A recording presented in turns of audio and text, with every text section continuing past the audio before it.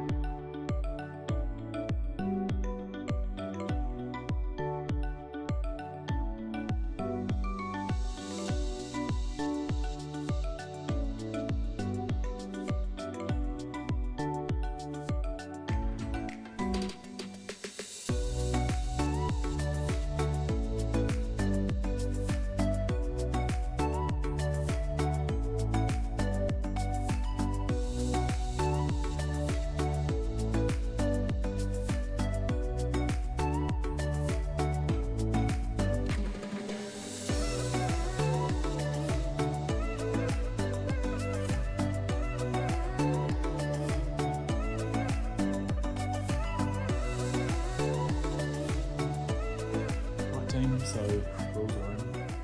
They're pretty nice. They fit pretty well. It fit pretty well too. So you basically just got these tabs on each grill, so they're easy to get out. So you'll see under here, team, these little tabs, 1 and 2. I was just using a little pick to, while they're in the car, lift this tab and pull it out. Same with the top here, a little bit harder to get to. Sort of just hidden up there, you can just see them poking through here. Pull them down, pull the grille out. So the new one's popped in nicely. I kept thinking this car was space grey, but it's not space grey, it's oh, now I forgot the name of it. Oh, sorry, it is space grey. Sorry, I was thinking of sparking graphite metallic, which is a different colour, a lot darker. So it does go nicely with the car, I think. Once we've got it out with brand new, what do you call them? With brand new white angel eyes, I think it'll look real good. And also a nice new black plate frame as well, so we'll get that sorted out. But for now, I think that's better than factory. It's the only chrome on the car. They both look classy. I think if we had 19-inch rims and yeah, the blacked out grills and darker tints, that would really complete the picture. But anyway, I don't mind it. We'll see what it looks like in the sunlight later. Or should I say in the raining weather here in New Zealand. It's just terrible at the moment. So what we'll do now is we'll just replace our cabin air filter before we move on to our intakes, which is going to be a little bit more of a mish. And I'm gonna have to remove, I believe, the full cowling as well. Yeah, that is one pain in the ass job about this car, about the M54 or the E90 in general, and I think the E87 as well. The fact that all of this stuff needs to be removed to do anything. So we're gonna do that as well, team, while we're at it. Before I forget, so we're just going to make it a collective effort now just to remove all of these bits and bobs, and at the same time remove our cabin air filter and replace it with a brand new one. So all I'm doing is just popping off the stuff here.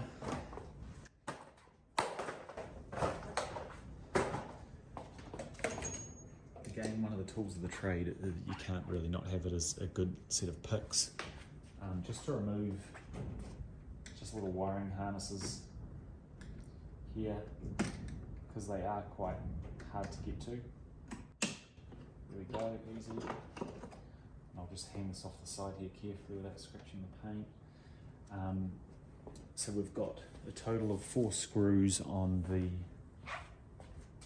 6 screws, sorry, on the intake here, on the cowling. And just do these hand tight when you retighten them, team. Don't tighten them up too much, otherwise you'll break the plastic because it's quite fragile. Again on this one here.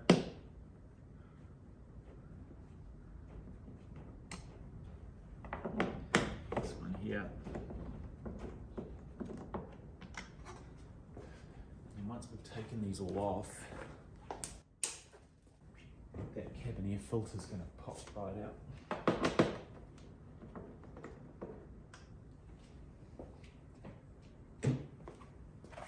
Just like that, team. So we'll pull that filter out later. I'm keen to see, it looks pretty filthy to me, to be honest. I'm keen to see what year this filter was from. So we'll just park this for now on the bench here, and we'll keep pulling this apart.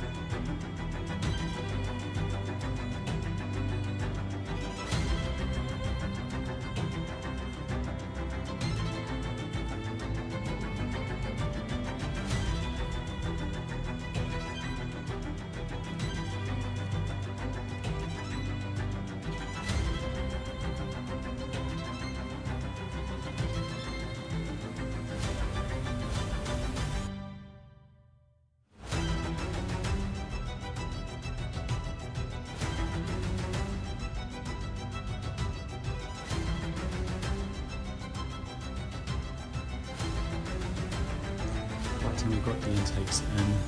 It's always a bit of a bitch to get them installed. So what we're going to do now is replace our cabin air filter. So we're just going to pop these little tabs here. And literally just sort of pop it out. As simple as that.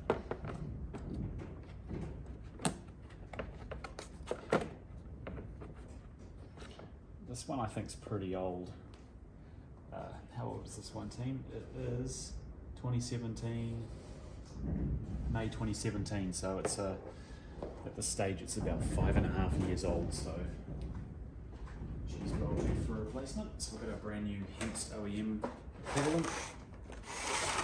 Oh, now this is a nicely built one. It's very nice. It's got some like foam padding to stop any air sort of escaping out the side, so that's good. Now what way does this go, team? Does this one go in this way? It looks like it does, so make sure it latches in over the little cowling piece up the front here. Perfect. Now, I think this is just a standard cabin air filter. I believe this one possibly has a carbon element to it because it's quite dark. I don't think it's because of the dirt. It could be, but I feel like it's a carbon filter as well, whereas this one will just be a standard cabin air filter. So while that's not a major, it is sometimes nice to have the carbon aspect built into it just for that extra cleaning, because it does get rid of the odors as well. That's fine. We've got it up here. Simple. Done. Just like that, team. Filter installed. Just grab my cloth and just wipe some of these little areas under here. And that's pretty much it. Let's slap that back on the top here. In place it goes. Done. Perfect. So we can get that cowl reassembled now. And yeah, as I mentioned before, we've got our power steering system that we are basically going to replace the fluid on. So that is the active steering system, and that's obviously just located here, so we'll get onto that as well. So let me just finish off by putting this cowling back in.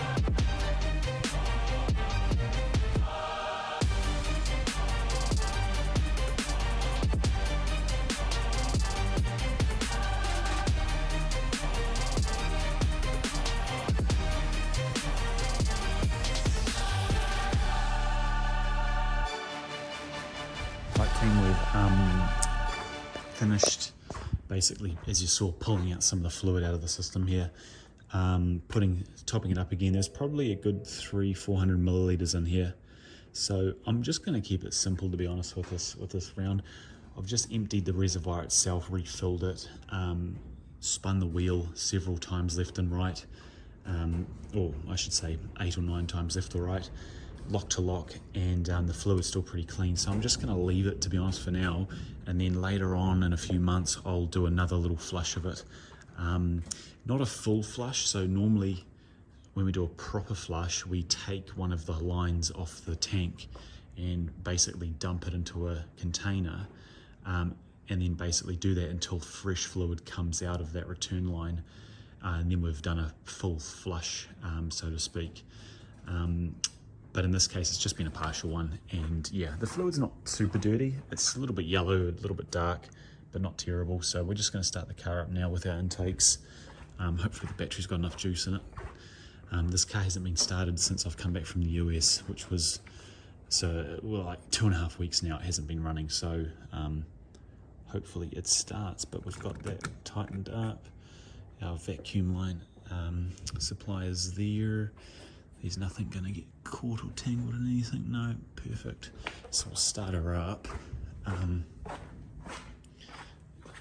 give her a run. Oh, my knee, I hit my knee.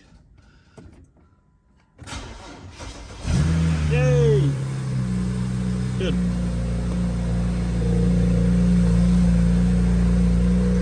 And since we did the butterfly mod, Golf T mod, the exhaust doesn't rattle anymore and it sounds good.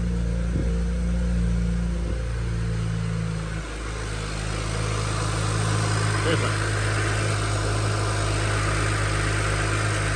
So team, I'm just gonna spin the steering wheel a few times And just check the steering level. There'll be no air in the system most likely because we've just drained it and filled it again, but just to be doubly sure, I'm just gonna go lock to lock. Oh yeah, there's no air in it. That's fine. Cool, okay. So, back to center, turn her off. And what we're gonna do is, I'm just going to, before I forget, yeah, just check this level again.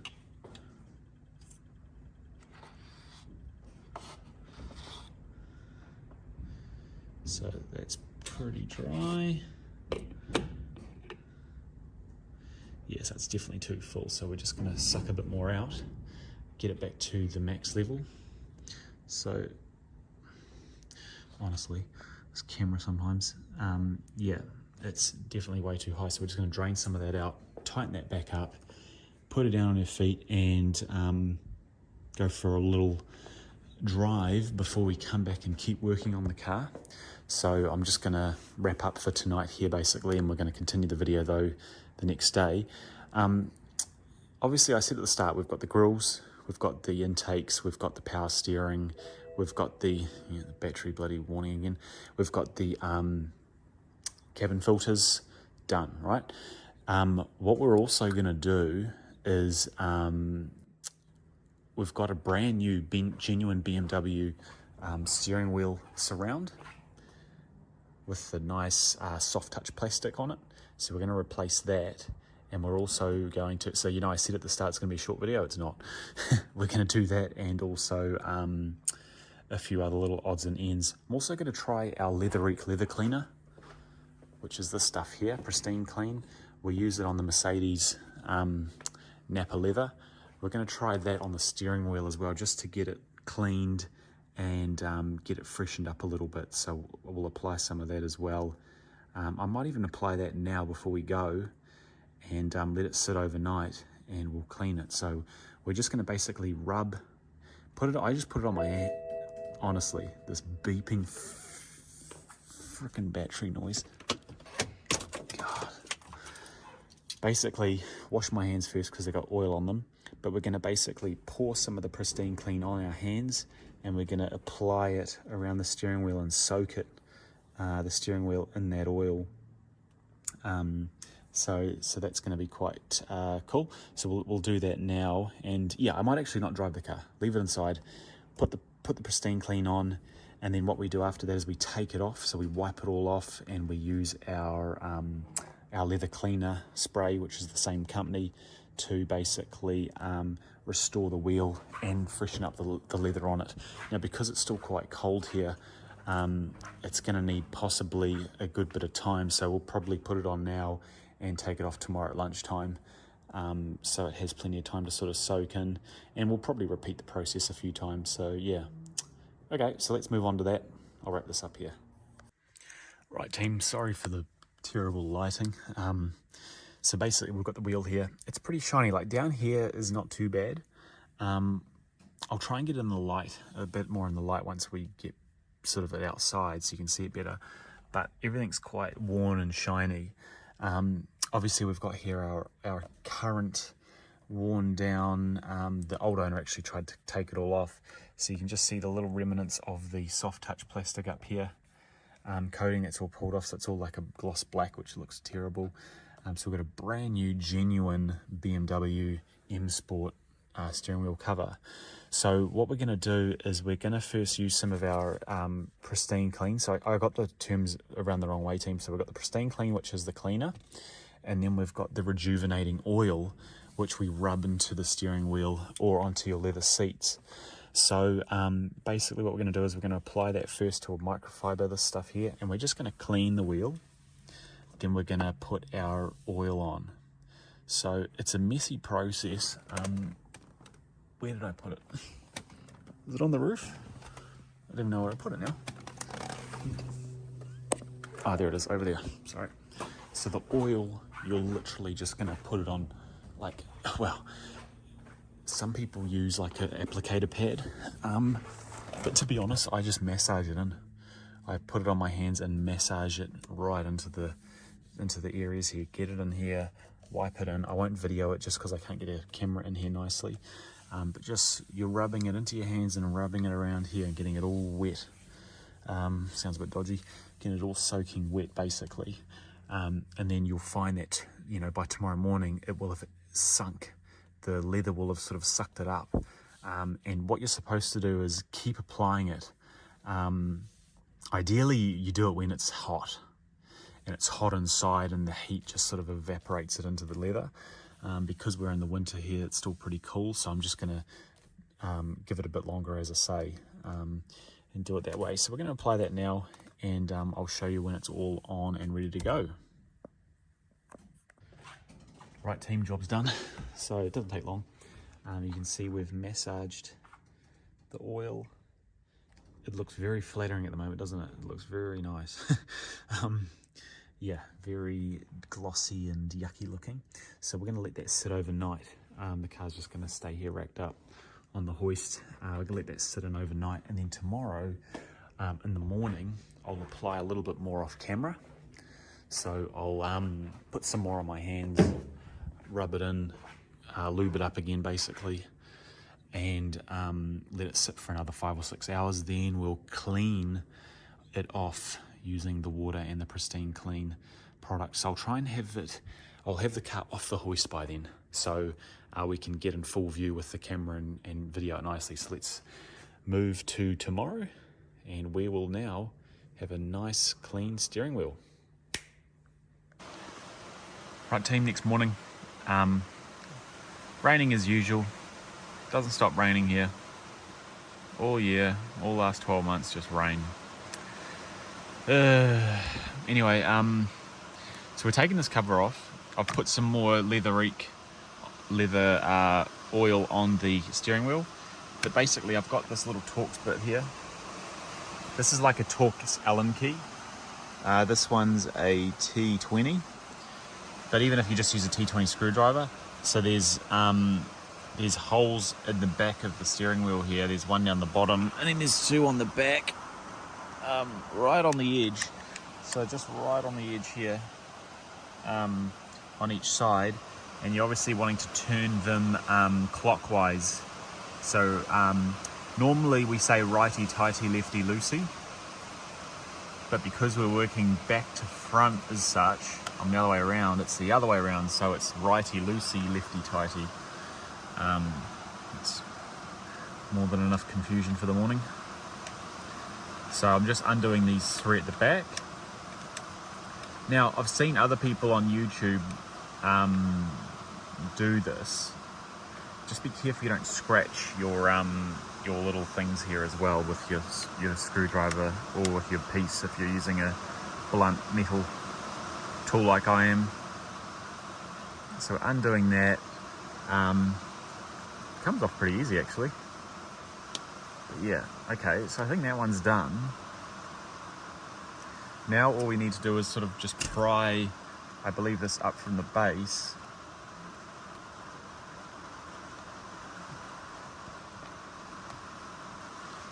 Now, what I think we need to really do is remove the airbag. So we're going to pull that off now. So let's do that. Right, team, we're just pulling this airbag module out. So we've undone the battery. Make sure you do that first. And usually let it sit for 10 minutes. It's pretty much been about 10, 15 minutes now.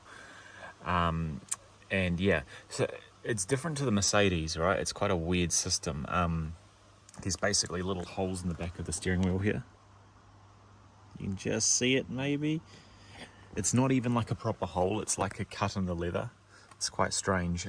So basically I'm just using a flathead screwdriver and I'm putting it in on about a 45-degree angle, and you're pushing a little retaining spring in, and there's little hooks on each side of this airbag module, and they basically retain that airbag in place. So I'm just gonna do it off camera because I can't do it while holding the camera here, team.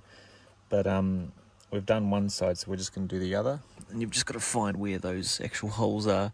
I don't even know if this airbag's been out before, to be honest, because it's so... everything's so tidy behind here. I could... Oh, there it is. You can just feel, if you use your finger, you can feel where the hole is. And now I've lost it again, which is just brilliant. Oh, there it is. Cool. Yeah, it's just like the slightest, and the spring is not far in, so don't shove your tool right in there. Just be careful, team, you're not going to scratch up your, you see, I just need to, so I'm right there. I'm right there.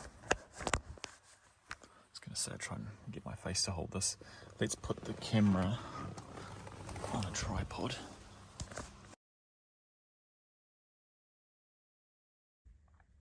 So team, airbag's out, so you're basically just pulling up on these little tabs here with a pick, and then you pull them out of their respective socket. And then we've got our part that we are looking for here. You'll see it's got a little harness on the back there. Excuse me. There we go. So you want to just gently sort of pull that harness out.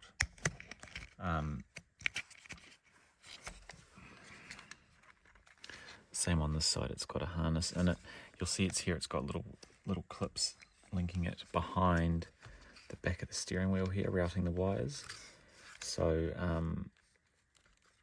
that can just be a little bit helpful. There we go. Just to give us some more play here. So you can just see those harnesses there. We're going to pull those off, and then we're going to come back in a sec and reinstall this back into the car. Right, let's continue. Right, so we've got a brand new, genuine here. Looking absolutely beautiful. Look at that. Mint. So what we're doing now is we're just unscrewing these torque screws, current hardware, and just basically transferring it to our new one. Nice and simple.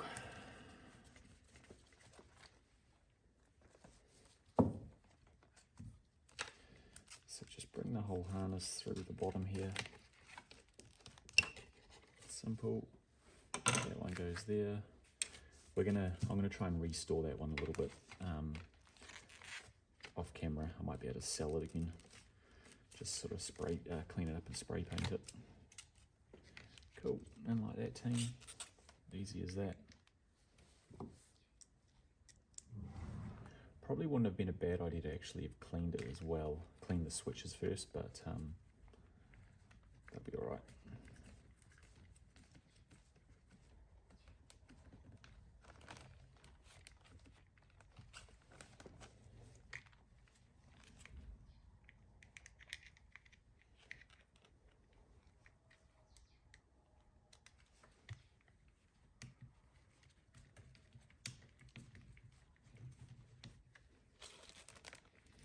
Just be careful, team, it's pretty fragile still.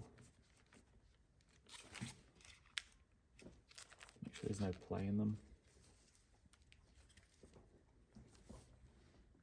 Beautiful. Cool, let's get that back installed.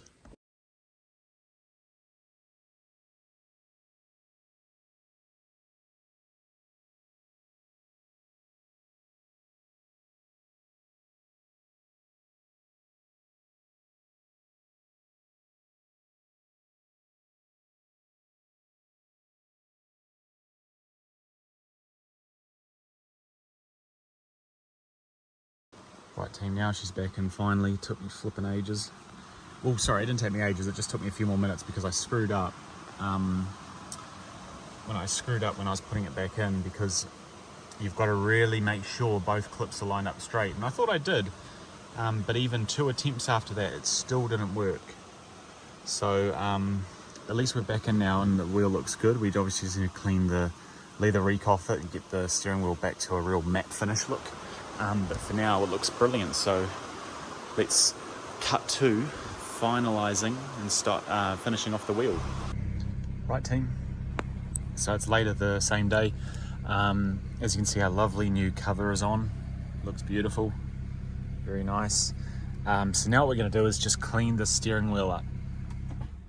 So we're going to clean the steering wheel up here using our Leather Reek Pristine Clean. So what we do is we basically spray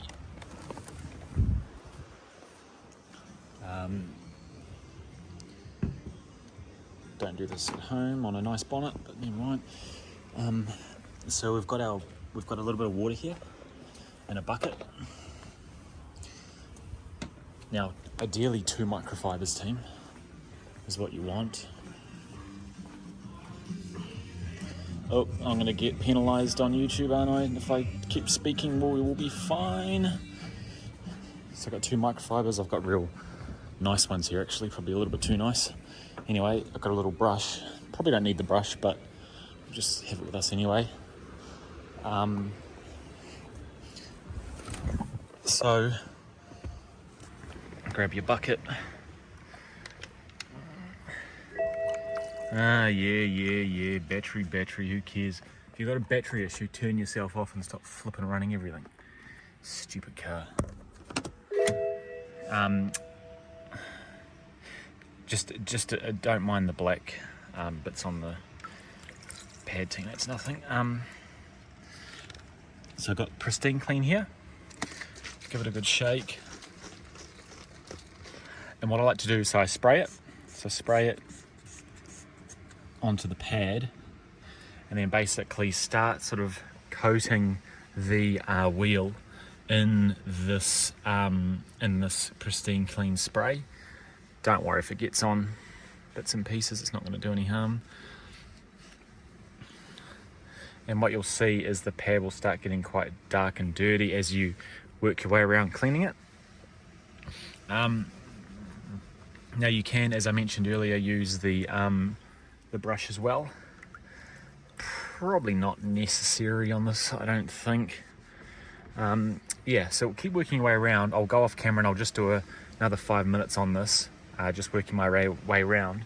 And then basically what we're doing is we're wiping the wheel clean after we've applied this and wiped as much of the sort of oil off as possible. So we'll keep doing that and come back in a sec. And the reveal, team, looks a lot better. So you can see here it's got sort of more of a matte finish to it now, especially down here. Like, look at the match to this matte grey and the leather, a lot nicer. Now obviously you're still going to get, you're still going to have your sort of real fundamental wear from 120,000 Ks and 14 years of use up on the tops here still. It's definitely a lot better, as you can see. The new trim here really does help lift the interior and just make it look that bit newer. But yeah, it's obviously not going to be perfect brand new. The parts here, nice and clean. The wheel actually, not a lot of stuff came off the wheel. In some of the other cars like the S600 and the E55s, you'll use those sponges there and wipe, and you'll get quite a lot of dark matter come off of the seats and off of the wheel and bits and pieces like that. So that's looking good. So yeah, the other last little peak here is just the handbrake. I just put some on here, it's a bit glossy. So let's cut to that looking mint. And whammo, nice original sort of matte leather finish on it now. Beautiful, perfect. So it's as simple as that, team. As I say, wipe the surface down when you've sprayed some of this onto a pad, wipe it, dry it. Then sometimes I use the pad just with water on it, wipe it again, then I'll dry it. Then I'll sometimes use this pristine clean directly on the initial cleaning cloth and just buff certain areas of it. Then I might wipe it again with fresh water. Then I finally buff and polish the matte finish out of it using a clean microfiber. So that's the steps there. You can use the brush for sort of harder to reach areas, and I think even just like these little areas on perforated leather as well. But again, I'm not an absolute perfectionist, so I'm not going to do that in this video. But straight away, team, the interior is looking a lot smarter just with our new trim and the cleaned up steering wheel, and obviously the handbrake lever as well. So let's go for a little drive with our new DCI intakes. I don't know if you can hear the turbos necessarily. I've got to apologise because it's so windy here at the moment. It's so windy, it's just hard to bloody hear anything. But anyway, the car drives really nice. It is a nice performing road car, you know, like gearbox is a bit cool still, so it needs a bit more of a warm up. It's a little bit not rough, but you just feel it needs a bit more massaging to get it warmed up fully. It's just so busy and windy and noisy. It's just so hard to hear anything. I'll try and put the window down again, see if we can get a bit of noise out of it, especially when you're driving uphill.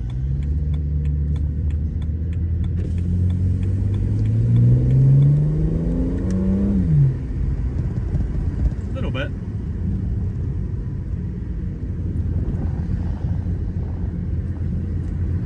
A little bit.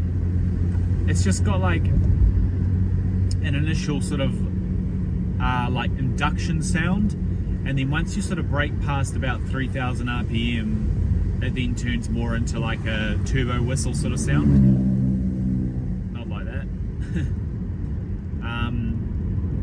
So it's pretty nice, but regardless, what we'll do is keep cruising around and see if we can capture some clips of those turbos working.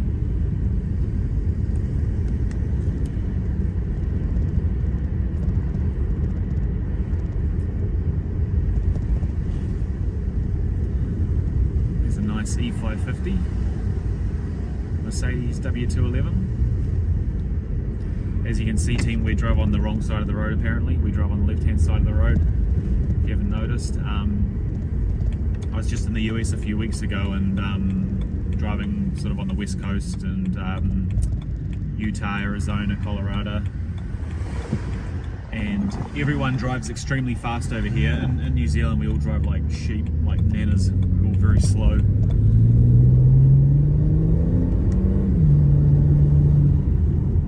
Yeah, it doesn't sound bad. You can definitely hear that turbo sound. Hopefully you can hear it on the camera. So sounds good. What would obviously top it all off would be like a nice TL blow-off valve or something.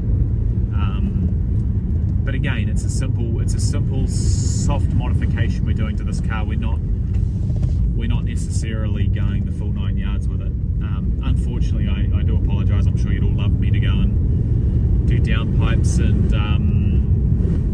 like an MHD tune, for example, and you know, all that sort of nice stuff, single turbo maybe. But it's a BMW. It's not a Mercedes. I'm not looking to keep it long term and invest lots of money into it, so we're just going easy with it. If you haven't been on my channel already much, you'll see that most of my content is Mercedes based. I do have a lot of cool stuff upcoming for my 211 E55. Like a lot of stuff, we're going to rip basically the front end off the car. most likely replace the front bumper with a brand new genuine AMG bumper, just because mine's got some issues with the mounting clips on the front, and it's never looked perfect. We've got brand new headlight lenses, we've got brand new radiator, brand new alternator, brand new water pump. We're basically going to fully strip and redo the front end of that car, including removing the timing chains and guides and replacing all of those. Not necessarily the chain itself, but just the guides. We get some sound here, team. Yeah, it sounds good.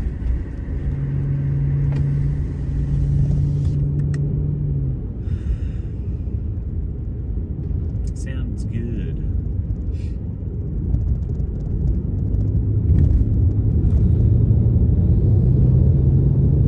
You can definitely hear it.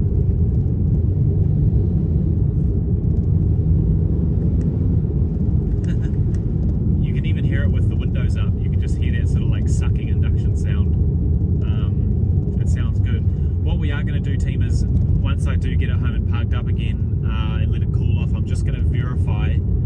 We just want to verify that those intake tubes are mounted correctly and that there's no holes or leaks that have developed, because we obviously don't want any direct air coming into the system that's not going through those DCI filters. Oh, now I hope it doesn't rain.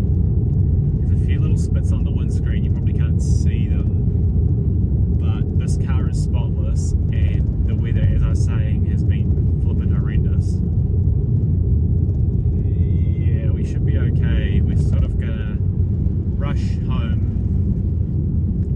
carefully.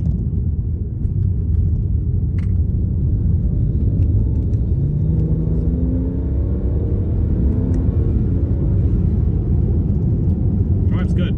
It's definitely not fast, team. Like, as a stock car, as I say, coming from like 2 V8s and a V12, it's definitely nothing fast, but it's still plenty quick enough for 99% of people, mate. It's a perfect car if you're stepping up from something low powered and you want something high powered in stock form. Like, this is nice. That's good. Oil temps up to about 100. Yeah, once you get it moving a bit, once you get it over about 3,500 RPM, that's when the induction sort of changes to more of a turbo sound. And then with flat foot WOT or wide open throttle, you've got then you sort of lose the turbo sound. It sort of, I think, just gets all hidden in the engine just going flat out. But it does have that ceiling to it, like that power ceiling that lower powered cars have. Like, you put your foot down, you drop it a few gears down, you put your foot down, it still sort of caps out. And I know my first 335i, once I got it tuned, literally just flashed and intakes. It was already a lot more powerful. Yeah, overall very happy with the 335. We've done those little tweaks to it today, and the grills look good. I'm happy with the grills now that I've seen it in the light. I think again, just a few more tweaks to it, a little bit of a detail, and she's really sort of ready to sell again, unfortunately. So let's see if we can sell her and make a little bit of money on top to help go towards the workshop and maybe the next buy. But if you don't already know, I think I really still want to get my hands on a W211 E63 with the M156 100. Anyway, team, hope you enjoyed this video. I'll make another part once I know what we're doing with this car, but for now she's looking pretty smart, and yeah, we're going to put it in the garage and I'm going to start working on some other things and get back to you soon. Cheers.